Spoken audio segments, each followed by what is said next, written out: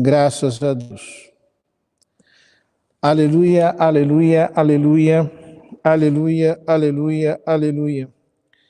Eu te louvo, ó Pai Santo, Deus do céu, Senhor da terra, os mistérios do teu reino, aos pequenos, Pai, revelas. Aleluia, aleluia, aleluia.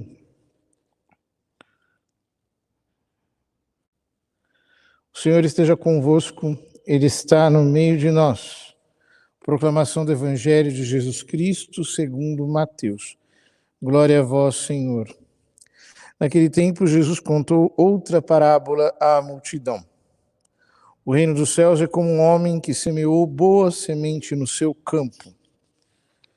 Enquanto todos dormiam, veio seu inimigo, semeou o joio no meio do trigo e foi embora. Quando o trigo cresceu e as espigas começaram a se formar, apareceu também o joio.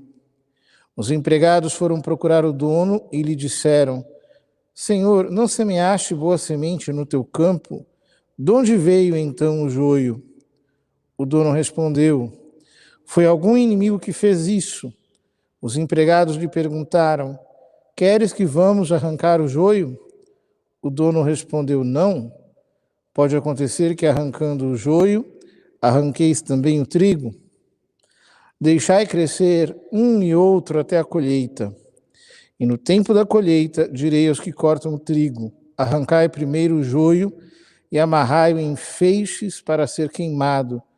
Recolhei, porém, o trigo no meu celeiro. Jesus contou-lhes outra parábola. O reino dos céus é como uma semente de mostarda que um homem pega e semeia no seu campo. Embora ela seja a menor de todas as sementes, quando cresce fica maior do que as outras plantas e torna-se uma árvore, de modo que os pássaros vêm e fazem ninhos em seus ramos. Jesus contou-lhes ainda uma outra parábola. O reino dos céus é como um fermento que uma mulher pega e mistura com 3 porções de farinha, até que tudo fique fermentado. Tudo isso Jesus falava em parábolas às multidões. Não lhes falava sem usar parábolas, para se cumprir o que foi dito pelo profeta. Abrirei a boca para falar em parábolas, vou proclamar coisas escondidas desde a criação do mundo. Então Jesus deixou as multidões e foi para casa. Seus discípulos aproximaram-se dele e disseram: Explica-nos a parábola do joio. Jesus respondeu: Aquele que semeia a boa semente é o Filho do Homem. O campo é o mundo. A boa semente são os que pertencem ao reino. O joio são os que pertencem ao maligno. O inimigo que semeou o joio é o diabo. A colheita é o fim dos tempos. Os ceifeiros são os anjos. Como o joio é recolhido e queimado ao fogo, assim também acontecerá no fim dos tempos. O Filho do Homem enviará os seus anjos, e eles retirarão do seu reino todos os que fazem outros pecar e os que praticam o mal. E depois os lançarão na fornalha de fogo. Aí haverá choro e ranger de dentes. Então os justos brilharão como o sol no reino de seu Pai. Quem tem ouvidos, ouça. Palavra da salvação. Glória a vós, Senhor.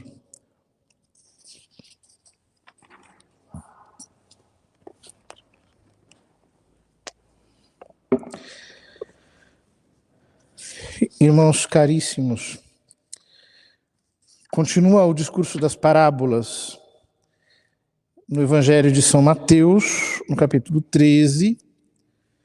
Jesus conta 4 parábolas para o povo e depois conta 3 parábolas que, na verdade, não são exatamente parábolas, são aquilo que aparece como comparações, é um pouco diferente, para os seus apóstolos. As 4 parábolas que ele conta para o povo são a parábola do semeador, a parábola do joio e do trigo, a parábola da semente do grão de mostarda e a parábola do fermento. Nós vimos a parábola do semeador na semana passada e neste domingo vemos as outras 3 parábolas, a começar pela parábola do joio e do trigo. Ora, essa parábola, com todas as 4 primeiras parábolas, ela não diz respeito, senão à explicação que Jesus dá ao povo de como, por assim dizer, é a dinâmica interna do reino dos céus, ou seja, da vida da graça em nós. Como é que a graça age de uma maneira geral em nós. Portanto, o que Jesus está explicando àquela multidão, no fundo, são as disposições que nós temos que ter diante do reino dos céus, diante da vida da graça.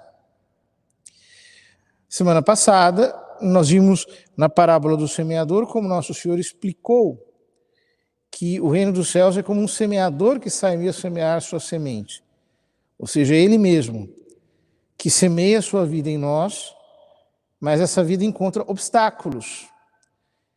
E Ele nos ensina como a superar esses obstáculos progressivos, que estão, por assim dizer, dentro de nós mesmos.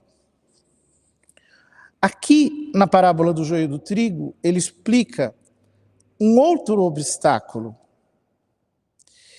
que não é intrínseco a nós, é extrínseco.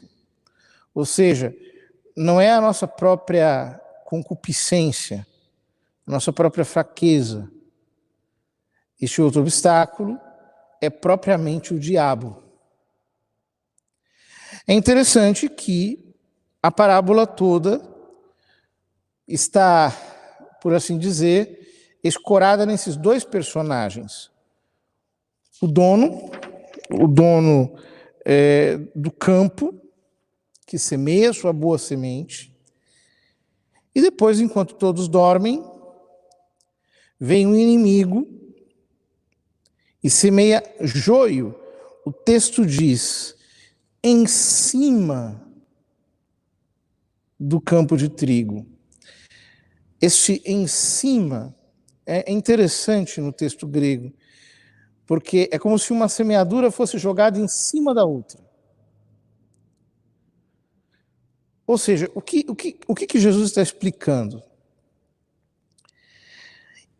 É exatamente a aplicação daquele versículo do Gênesis que nós chamamos de proto-evangelho, quando Deus diz à serpente, porém inimizade entre ti e a mulher, entre a tua semente e a semente dela. Ou seja, existem 2 descendências. Uns são os descendentes da mulher, portanto, são aqueles que receberam a vida de Deus na igreja, aqui representada pela mulher. Outros são os que pertencem à descendência da serpente, ou seja, que caminham no seu coração, rastejando-se entre as coisas do mundo, e não conseguem levantar-se para ver as coisas sobrenaturais. Mas, assim como Deus havia criado o homem, e logo depois da criação do homem, aparece Satanás, sob a forma de serpente, e lança o pecado na história humana. Isso é como que um tipo para um padrão de todas as ações de Deus, ou seja, toda vez que Deus vem e Ele começa a fazer algo, toda vez que a graça começa a aparecer na vida de alguém, toda vez que a vida de Deus começa a ser semeada e começa a produzir algo em nós, começa a crescer em nós, logo em seguida vem o diabo e semeia o seu joio. A cisânia, como aparece no texto grego. Isso é um padrão, assim, onipresente na história humana.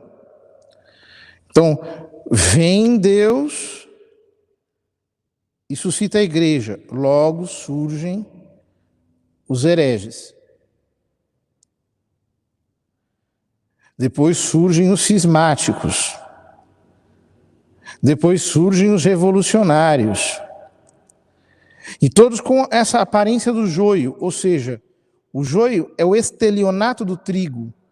Ele parece trigo, ele tem todo o jeito do trigo, mas ele é vazio e, além de tudo, é venenoso. Ele pode causar danos e até matar, se consumido em grande quantidade. Ou seja, o que Nosso Senhor está mostrando é que sempre é assim. Então, nós começamos a trabalhar por Deus, nós começamos a fazer qualquer coisa por Nosso Senhor. Logo vai aparecer um falso apostolado, vai aparecer alguma coisa, vai surgir algo que começa a disputar, começa a querer criar dificuldades, começa a querer achar erros onde não tem. É muito interessante isso. Porque é verdade que nós temos aqueles inimigos que são declarados, aqueles que nos perseguem porque efetivamente eles estão do outro lado. Agora, isso não é propriamente o joio. O joio é quando a perseguição ela acontece dentro do campo, ou seja, em que as pessoas começam a nos atacar por outros motivos. Existem aqueles que perseguem os maus, e existem aqueles que perseguem os bons porque consideram os bons maus, fazendo-se eles mesmos de bons. E começam a caluniar, e começam a dizer isto, aquilo, começam a fazer disputas, a tentativas de sabotagem, e querem causar danos e prejuízos. Pois é, se comportam exatamente como o joio.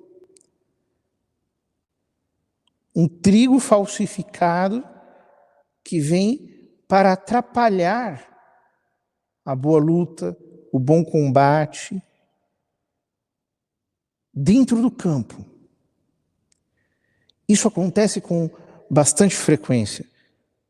O joio, ele quer hegemonia. O joio quer o controle. O joio quer ser o centro das atenções.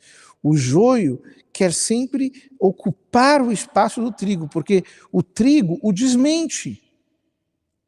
O trigo o desqualifica. Ele se sente de alguma maneira atacado pelo trigo. E por isso ele precisa infiltrar-se no meio do trigo. E é impressionante como na parábola do joio do trigo, Nosso Senhor mostra exatamente que o diabo age por meio da infiltração. É muito interessante porque houve um tempo em que os membros da igreja eram mortos.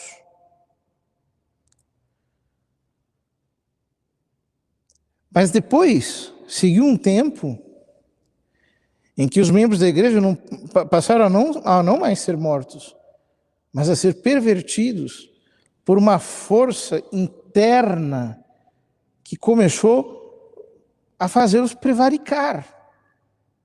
Porque o joio foi jogado no campo do trigo. Notem, o trigo aqui não é o trigo literal. Quando nós falamos de trigo, nós falamos de logos, ou seja, é a palavra de Deus, é Cristo em sua palavra, ele é o logos. Ele é a verdade a qual nós contemplamos, a qual nós adoramos. Ora, se Cristo é o Logos, o que é o joio? O que é a cisânia? A cisânia é uma espécie de vírus que vem para tentar corromper o Logos, que ele é lançado no campo por meio da sabotagem para confundir, enganar, perverter mentalmente, para destruir as resistências psíquicas e, sobretudo, para corromper a doutrina. Nosso Senhor explica mais adiante: aquele que semeia a boa semente é o Filho do Homem, ou seja, ele. O campo é o cosmos, o mundo propriamente em sentido amplo. A boa semente são os que pertencem ao reino, os joios são os que pertencem ao maligno. O inimigo que semeou o joio é o diabo, a colheita é o fim do aion, o fim da era, o fim da presente era. Os ceifeiros são os anjos. Como o joio é recolhido e queimado ao fogo, assim também acontecerá no fim dos tempos. O Filho do Homem enviará os seus anjos e eles retirarão do seu reino todos os que causam escândalos. Aqui está traduzido: todos os que fazem outros pecar, porque é exatamente isso que significa escândalo em grego. Todos os que levam os outros ao tropeço, todos aqueles que fazem os outros tropeçar, ou seja, aqueles que ensinam uma doutrina que incita ao pecado, que justifica o pecado, que canoniza o pecado, que faz com que o pecado se torne uma virtude. Ou, o texto grego diz: e todos os que praticam o mal. E a palavra grega aqui é anomia. Anomia significa literalmente todos aqueles que não possuem a lei, ou seja, que eles estão privados de lei. São aquelas pessoas imorais que não seguiam por nenhum princípio autêntico na palavra de Deus. Eles não observam os mandamentos de Cristo. Inclusive ensinam os outros a não praticarem os mandamentos de Cristo. O que Nosso Senhor está dizendo é que nós vamos ter que tolerar esta gente, porque eles vão aparecer, vira e mexe sobre uma forma ou sobre a outra. Não tem jeito. Por quê? Talvez uma interpretação da parábola dissesse assim: enquanto todos dormiam, veio seu inimigo. E nós pudéssemos dizer: então, nós não podemos dormir nunca. Todavia, no contexto da parábola, quando Nosso Senhor diz, enquanto todos dormiam, me parece muito mais que ele está dizendo, como não é possível ficar acordado sempre, a gente vai ter que dormir alguma vez. Então o que acontece é que é justamente nesse momento em que vai acontecer ao longo da história um processo de infiltração pelo qual essas doutrinas perversas serão colocadas pelos filhos das trevas e vocês vão ter que conviver com isso, sem se deixarem abater, entendendo que isso faz parte. Alguns de nós, às vezes, por um certo idealismo, podem pensar, poxa, mas por que é assim? Por que sempre tem o joio? Por que sempre tem coisas ruins? E às vezes parece que tem mais joio do que trigo. Às vezes parece até que o trigo é mais fraco. Por que isso acontece? Acontece porque, infelizmente, a realidade é assim. Há uma luta entre a semente da serpente e a semente da mulher. E nós temos que entender que isso é um fato que está presente na história e que o único modo de nós podermos crescer no meio disso é adquirirmos cada vez mais intimidade com o Logos, intimidade com a palavra, intimidade com a fé, e deixarmos a fé crescer em nós. Porque é na medida em que a fé cresce em nós, que se mostra quem é quem. Não adianta nós termos pressa e estabelecermos um tribunal para ficarmos decidindo quem é joio e quem é trigo. Por quê? Infelizmente, não é tão simples assim. É o tempo. Ou seja, é a graça de Deus que trabalha com o tempo em nós, que vai produzindo em nós o crescimento em fé, e é na medida em que a fé cresce que nós conseguimos distinguir quem é joio e quem é trigo. Porque se nós fôssemos sempre querendo eliminar o joio, nós cometeríamos grandes injustiças. Nós eliminaríamos muito trigo junto, nós deixaríamos para trás muito joio que, dentro da lógica do reino de Deus, poderia se converter. Porque Deus é poderoso para fazer até das pedras filhos de Abraão. Então, por exemplo, imagine o que teria acontecido se tivessem matado São Paulo, quando ele era perseguidor da igreja. Teria sido um desastre, porque depois de nosso Senhor Jesus Cristo, São Paulo foi o homem que mais entendeu o Evangelho. Mas ele começou como um perseguidor. E se tivessem dito, não, olha, esse homem é terrível, vamos fazer o seguinte, vamos eliminá-lo. Ele não se teria convertido e ele não se teria transformado num instrumento de salvação para tantas pessoas. Ou seja, no processo, nós precisamos ser tolerantes e ter muita confiança na força intrínseca da fé operando dentro de nós e levando-nos a crescer. É esse crescimento que vai mostrar efetivamente quem é quem. Ora, é disso que Nosso Senhor fala nas parábolas seguintes, nessas duas pequenas parábolas. A da semente de mostarda e a do fermento. A da semente de mostarda é porque nós podemos desprezar a fé. Porque alguém poderia pensar assim, olha, o que Jesus ensinou é tão grandioso, e existem pessoas aí que falam essas coisas. Nossa, o que Jesus ensinou é tão maravilhoso, é um projeto de mundo. Então nós vamos criar aqui uma carta, uma declaração de direitos, nós vamos fazer uma constituição mundial e tentar implantar o reino de Deus, essa estrutura tal, e não sei o quê. Nós podemos imaginar o evangelho dentro dessa megalomania que nós temos. E então, fica muito esquisito que Jesus nos diga que o negócio é crer. O que ele está ensinando é simplesmente crer. Se nós pegamos, por exemplo, o Evangelho de São João, ele está o tempo todo tentando mostrar para aqueles homens como que eles precisam crer. Crer, o mandamento de Deus é que acrediteis no Filho do Homem, é que creiais no Filho do Homem. Quem nele crer será salvo. Quem nele não crê já está condenado. Jesus o tempo todo está falando de fé, crer.